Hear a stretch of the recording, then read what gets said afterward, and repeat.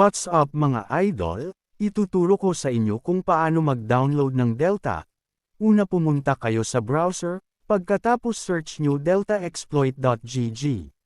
Then enter. Pagka ganito na may makikita kayo dito sa taas na 3 lines, yan ang i-click nyo at pagkatapos piliin nyo ang Android. Pag na-click nyo na scroll down lang pababa at click nyo download for Android.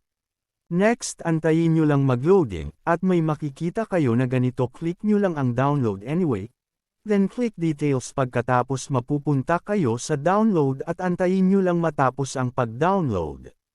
At dito pinast forward ko na para mas mabilis, pagkatapos mag-download click nyo lang to, then install, at may choices kayong pagpipilian, done ba or open, click nyo na lang ang open kahit saan dyan ang pipiliin mo pwede naman.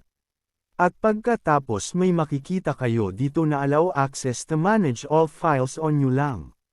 Pagkatapos login nyo na ang account nyo sa Roblox at pumasok sa kahit anong game.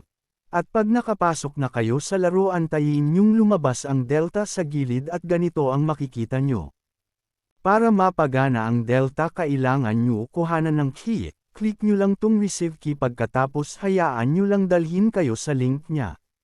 Antayin nyo lang mag-loading.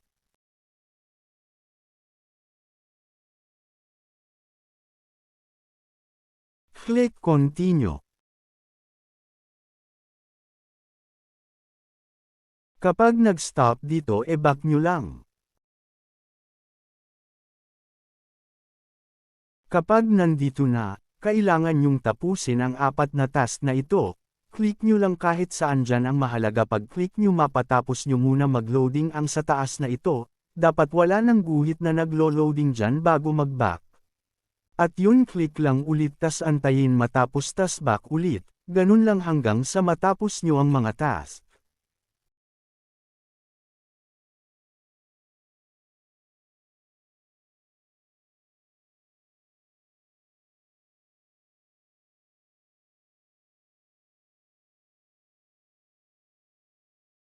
Pag natapos nyo lahat click antayin nyo matapos ang cooldown tas unlock content nyo.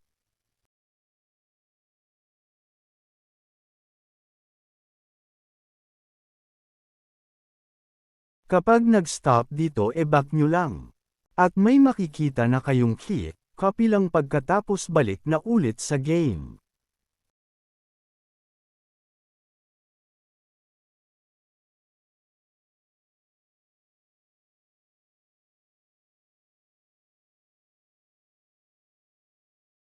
Ganun lang ulit antayin nyo lumabas sa gilid ang Delta, tas ilagay nyo ang key dito then continue, at yun may Delta na kayo. Kailangan nyo na lang ng script, at kung hindi nyo alam paano paganahin at saan ilagay ang script, check nyo lang sa baba ang link ng tutorial.